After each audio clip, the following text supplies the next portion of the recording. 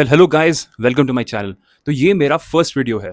तो बात करते हैं वरुण की। तो वरुण इज 31 ईयर्स ओल्ड और वो बैंगलोर में एक एमएनसी में काम करता है और उसका डेजिग्नेशन है आईटी सेल्स।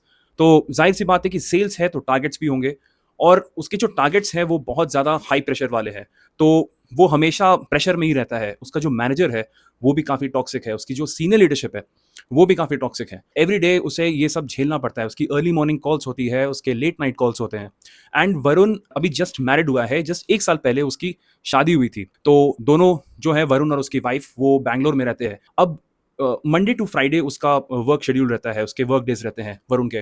तो फ्राइडे जैसे ही खत्म होता है तो उसे एक बहुत रिलीफ सा लगता है कि यार चलो अभी फ्राइडे आ गया, एटलीस्ट 2 दिन तो है मेरे पास, मैं थोड़ा रेस्ट ले पाऊँगा। पर जैसे ही वो सैटरडे मॉर्निंग को वो उठता है, उसके उठने के साथ ही उसे टेंशन और एंग्जायटी होने लगती है। वो बार-बार काम के बारे में सोचने लगता है। वो सोचने लगता है कि यार मैं सीनियर लीडर्स को कैसे फेस करूँगा? मैं क्लाइंट्स को कैसे फेस करूँगा? मैं अपने मैनेजर को कैसे फेस करूँगा? मैं ये टारगेट्स अचीव कर पाऊँगा या नहीं? और अगर अचीव नहीं कर पाया तो यार कहीं ये मुझे निकाल तो नहीं देंगे? तो ऐसे-ऐसे प्रेशर वो ऐसी-ऐसी बातें सोचता रहता है और इन बातों को सोचते-सोचते वो अपनी वाइफ़ से भी सही से बात नहीं कर पाता। उसकी वाइफ़ उससे कुछ भी बोलती है, तो यार वो ध्यान से सुनता ही नहीं। तो ऐसा उसके साथ कुछ सीन चलता रहता है। अब मंडे आता है, वो मंडे से अपने बैक टू नॉर्मल डेज़ में पहुँच जाता है। वो काम करता है, अर्ली मॉर्निंग कॉल्स लेता है, लेट नाइट कॉल्स लेता है और जैसे ही वेडनेसडे आता है, तो वेडनेसडे सुबह-सुबह वो उठता है और उठने के बाद उसे रियलाइज़ होता है कि क्या वो एक ट्रैप में फँस चुका है। एक ऐसा ट्रैप जो बहुत ही नेवर एंडिंग ट्रैप है, जो कभी भी खत्म नहीं हो सकता। उसे ऐसा फ़ील होता रहता है। तो अगर आपको भी ऐसी फीलिंग आती है, आप भी वरुण की तरह फ़ील करते हो ऐसा, तो आप अकेले नहीं हो। ऐसा बहुत लोगों के साथ होता है, इनफैक्ट ये मेरे साथ भी हुआ है। तो चलिए जानने की कोशिश करते हैं ऐसे रीज़न्स कि हमें ये नेवर एंडिंग ट्रैप क्यों लगता है और इस ट्रैप से हम निकल क्यों नहीं पाते हैं। तो रीज़न नंबर 1 इज़ मनी। तो मनी एक बहुत ही अच्छा मोटिवेटिंग फैक्टर होता है। मैं मोटिवेटिंग फैक्टर से ज़्यादा उसे बोलूँगा कि एक नेसेसिटी है। जो पैसे मिलते हैं आप उससे बेसिक्स तो आप अपने पूरे कर ही सकते हो, बट आप जो भी आपकी लग्ज़री है, जो भी आपके विशेज़ हैं वो आप पूरा कर सकते हो। आप गाड़ी खरीद सकते हो, आप घर खरीद सकते हो, आप वेकेशन में जा सकते हो, ट्रिप्स कर सकते हो। तो पैसों की ज़रूरत बहुत ज़्यादा होती है एंड कॉर्पोरेट जॉब्स में पैसे जो हैं वो मंथली मिलते रहते हैं, मंथ ऑन मंथ आता रहता है। तो एक एटलीस्ट माइंड में ये रहता है कि चलो एटलीस्ट मंथ एंड में मुझे पैसे मिल जाएँगे, मैं अपने बेसिक्स मैं रेंट भर दूँगा, मैं अपने बेसिक्स जो भी हैं ग्रोसरीज़ वगैरह वो सारे पूरे कर दूँगा, मैं थोड़े शॉपिंग कर लूँगा या कर लूँगी। मैं जहाँ मन चाहे मैं अपने पैसे को अपने तरीके से इन्वेस्ट कर सकता हूँ, सेव कर सकता हूँ और स्पेंड कर सकता हूँ। तो ऐसी फीलिंग हमारे माइंड में रहती है कि भाई कॉर्पोरेट जॉब में एटलीस्ट पैसे तो हमें टाइम टू टाइम मिल रहे हैं।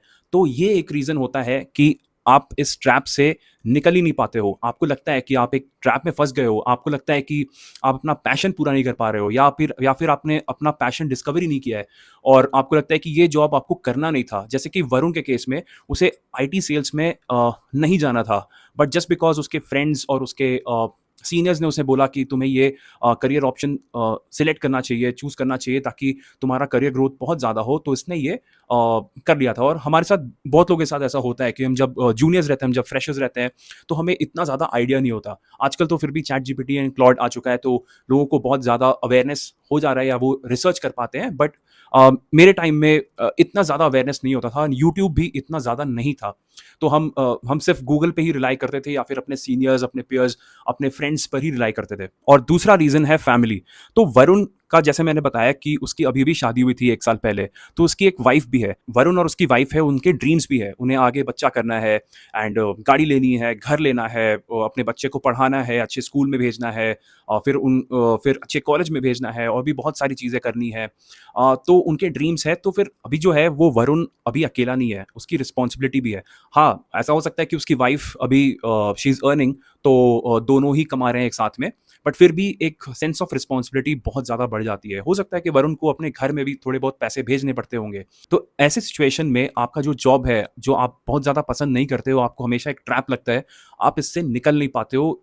आपको बार-बार ये चीज़ हमेशा आपके अंदर में एक डर रहता है कि अगर मैंने अपना जॉब छोड़ दिया या कुछ और परस्यू करने की कोशिश की, कोई बिज़नेस करने की कोशिश की या कोई भी और ऐसा एरिया हो जहाँ पर आपको अनसर्टेनिटी है कि आपको पैसे टाइम टू टाइम मिलेंगे या फिर नहीं मिलेंगे, या फिर इतने पैसे मिल भी पाएँगे जितने कि आपको अपने कॉर्पोरेट जॉब में मिलते हैं।